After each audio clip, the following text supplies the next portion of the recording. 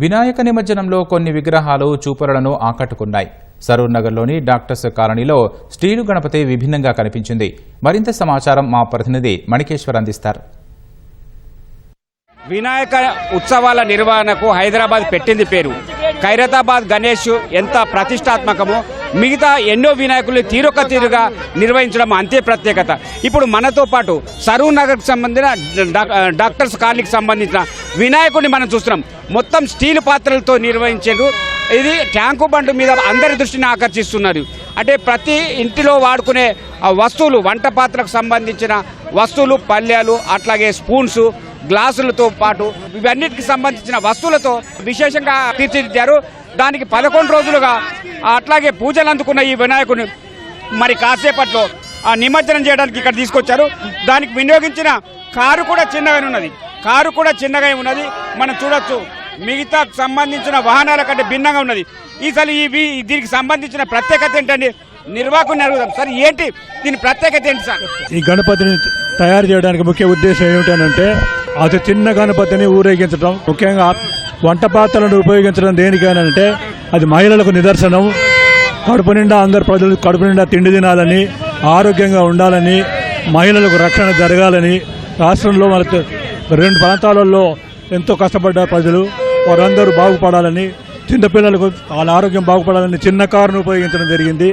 ఇక్కడ ప్రత్యేకత అన్ని విధాలుగా రాష్ట్ర సౌభాగ్యాన్ని, అందరు ప్రజలకు సౌభాగ్యం జరగాలని, అందరు దేశం మొత్తం మంచి జరగాలనే ఉద్దేశంతో ఈ కార్యక్రమాలు చేయడం జరిగింది. ఇది చేయడానికి దాదాపు 2 నెలలు పట్టింది. ఈ 2 నెలల నుంచి ఈ కార్యక్రమం తయారు చేశాము.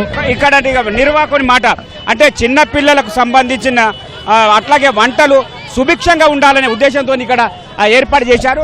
అంటే ప్రత్యేకంగా ఒక్కొక్క వినాయకుని విగ్రహానికితో పాటు మిగతా ఆలోచనలన్నింటినీ గొప్పగా సంస్కృతి చాటేలా ప్రయత్నం జరుగుతుంది.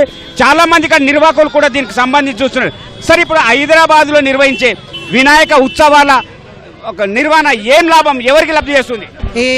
ఈ సాంప్రదాయం అనేది జనజీవనానికి ఒక జీవనోపాధిగా పరిడవిల్తోంది. ఈరోజు ఇక్కడ చూస్తుంటే ఉదయం నుంచి కొన్ని వేల వినాయకులు ఇక్కడ నిమజ్జనం జరుగుతుంది.